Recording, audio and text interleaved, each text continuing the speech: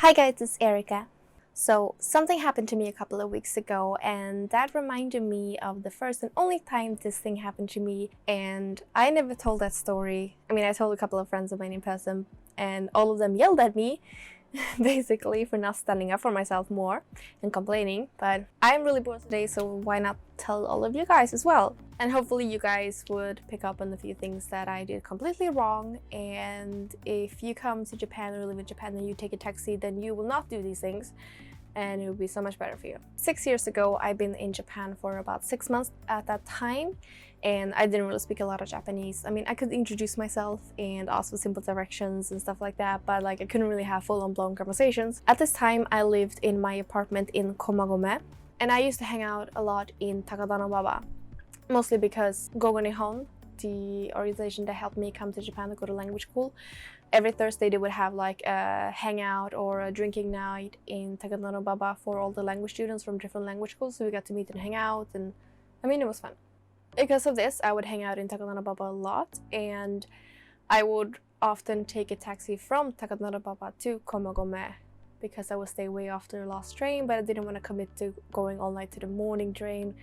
A taxi from Takadanobaba to Komagome, especially during night when there's no traffic, takes about 15 minutes, and it costs between 2,000 to 2,500 yen.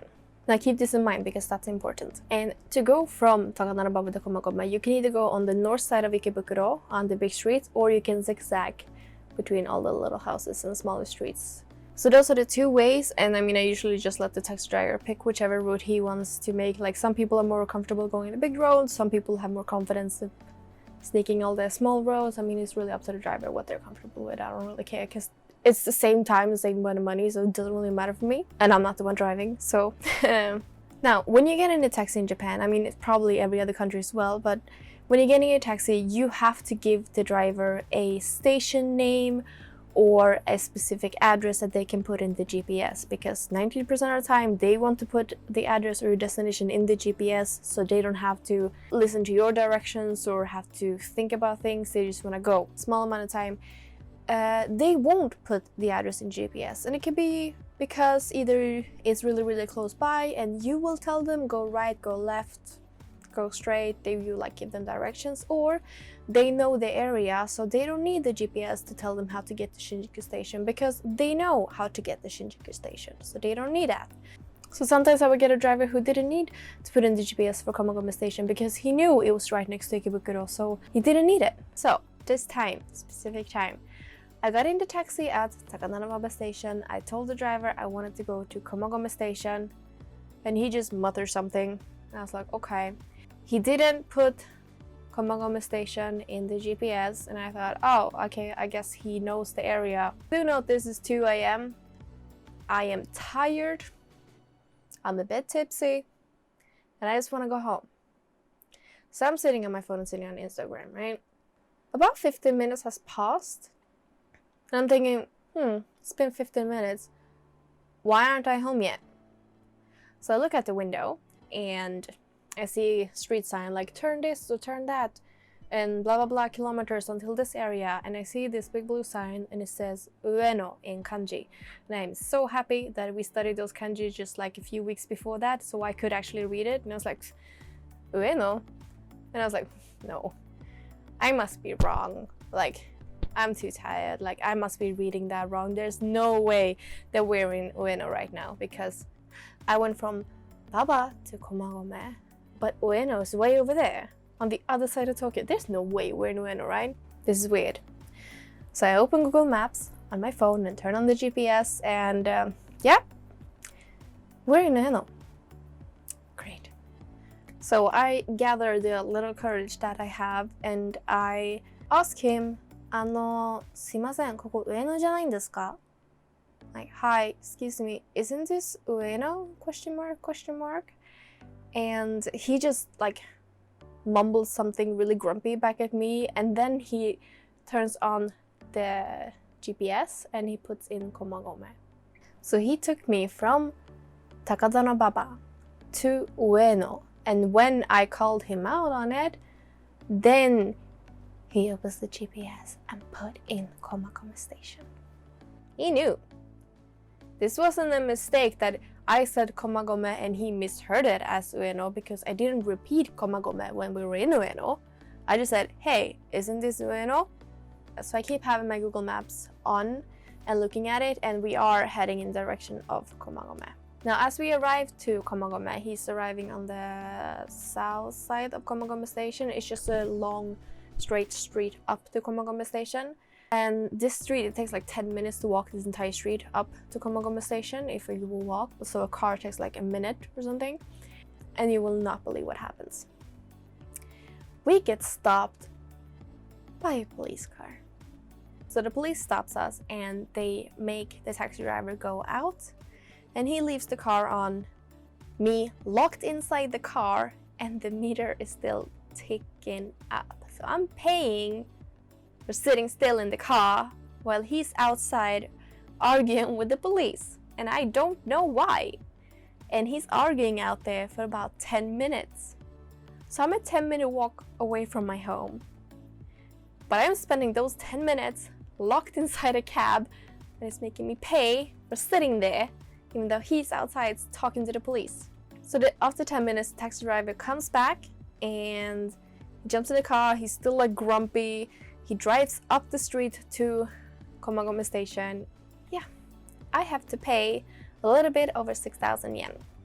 I have to pay the triple what I usually pay. I had to go on this really long taxi ride. I had to sit in the car while he's arguing with the police, and what do? I pay. I pay and I get out of the car and I go to sleep. Because one, I do not know enough Japanese to start arguing with this dude, and start screaming at him in English wouldn't help at all, and it would just look bad on his security camera footage. If he had any. I don't know if he had security camera. And I didn't want to get in trouble because, you know, I've been in this country for like 6 months. I barely spoke the language. Also, he wouldn't open the taxi door, like it was locked. He wouldn't let me out unless I paid. So there's that. I just want to say that the chances of the thing that happened to me happening to you is very slim. So like I said, 90% of the time, they put the address or your location in the GPS before you start driving. So the chances of them doing this to you is very slim. And also about the language barrier, like most of the taxis have updated all the systems, so they have like multi-language services, so they have like translating devices and like translating like apps and stuff, and so there's very slim chance that this will happen to you. So most of the time the taxis in Japan are very nice, they're clean, they're multilingual service, and they're just very nice, but sometimes, you know, you just get this one evil person, and I sure got him. So yeah, ever since that day, for the next 3 years, I would never get in a taxi without opening up my Google Maps and have the GPS on to make sure that they were taking me in the right direction, because I did not trust them at all, even when they put in the GPS themselves. So every friend that I told this to, they're all yelling at me saying, oh, but you should have complained and such. But the thing is, this guy did not have the thing I needed, or at least I think in my opinion that I needed. So a lot of taxi drivers, they usually display in the window of the car or like in the back seat, they have a little sign which has their picture and their name, their company, the registration number, etc. Like all the information you need. Like, so if you want to report them or complain about them to the company, you can. You just take a picture of their information. Now the driver I had didn't have this. He didn't showcase his name, picture, driver's license, registration number. He didn't showcase this at all. But nowadays I would never get into a taxi who didn't showcase their like picture, name and registration and stuff. And it's been a few times when I will jump into a taxi and I see that they don't showcase, they don't have this little printout, and I would just leave, get out of the taxi without going immediately. Like, I'm like, no, sorry, made a mistake, I'm going out, I'm leaving, I'm not getting in this taxi. Make sure that when you get in a taxi in Japan that they have this label, this little picture, this thing. So yeah, those are the two things that you need to make sure, that when you get a taxi in Japan, that they put the address in the GPS and they showcase their name and picture on the little label. Because if they do none of these things, they can totally screw you over, because they might just see like, oh, you're a foreigner, you don't understand the language, so I can screw you over this way. Or maybe if you're Japanese or you've lived here for a long time and you speak the language even, then they'd be like, oh, they don't know that area that they're going to maybe, and I can just zigzag or take like a longer route just to earn more money. You know, those evil people exist. Then again, this only happened to me twice now in over 6 years, so again, probably never happened to you. And that was it for this story time, guys. Bye!